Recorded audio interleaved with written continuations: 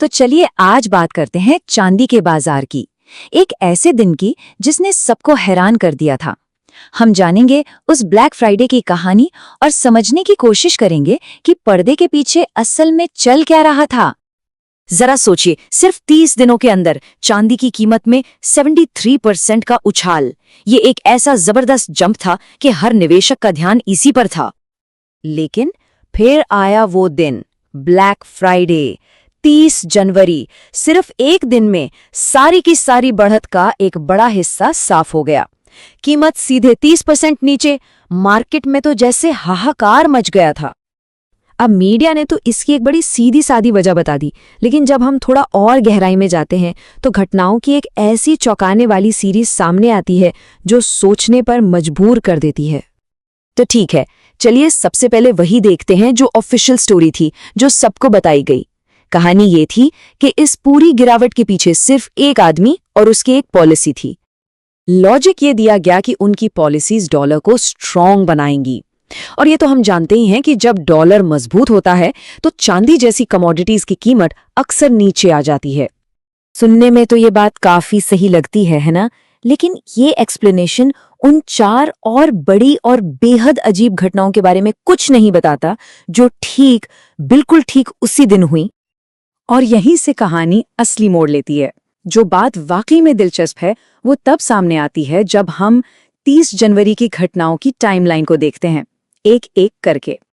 उस क्रैश वाले दिन 4 बहुत ही अनयूजुअल, बहुत ही अजीब घटनाएं एक साथ हुई।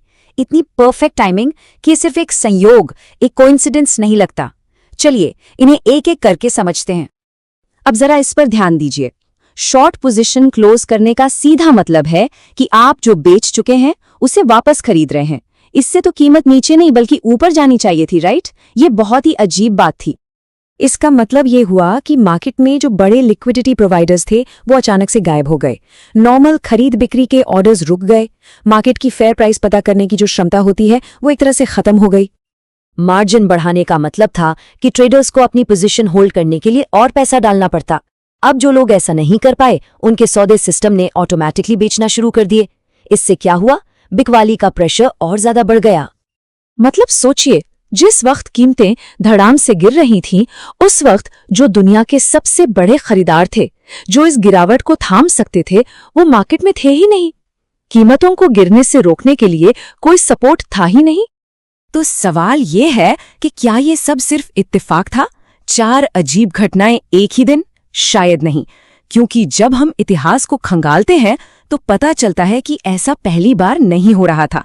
इसके पीछे एक कोर्ट प्रूवन हिस्ट्री है। पूरे 8 साल तक जेपी मॉर्गन के ट्रेडर्स ने हजारों बार जानबूझकर सोने और चांदी की कीमतों से खिलवाड़ किया। और ये कोई इल्जाम नहीं है, ये एक साबित हो चुका सच है। और जिस टेक्निक का ये लोग इस्तेमाल करते थे उसे कहते हैं स्पूफिंग। ये मार्केट को धोखा देने का, मैनिपुलेट करने का एक बहुत ही शातिर तरीका है। अब समझिए ये काम कैसे करता है।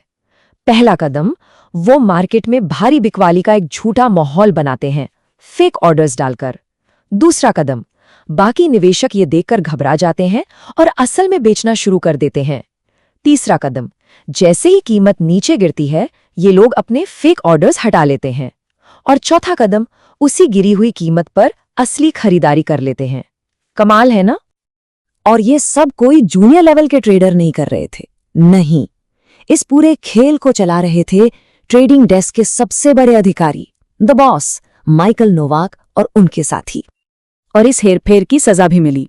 साल 2020 में जेपी मॉर्गन को लगभग 7,000 करोड़ रुपए का जुर्माना भरना पड़ा।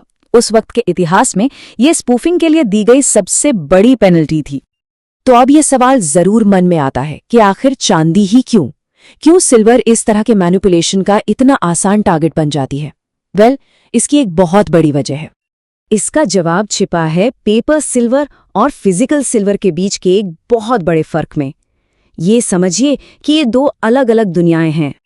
सिचुएशन ये है कि मार्केट में मौजूद हर एक ऑन्स असली फिजिकल चांदी के बदले कागज पर 400 से भी ज्यादा दावे ट्रेड हो रहे हैं। मतलब एक असली चीज पर 400 कागजी दावे। ये जो रेशियो है यही सारी समस्या की जड़ है। इसका सीधा मतलब ये हुआ कि चांदी की कीमत का कंट्रोल उस 1% असली चांदी के हाथ में है ही नहीं।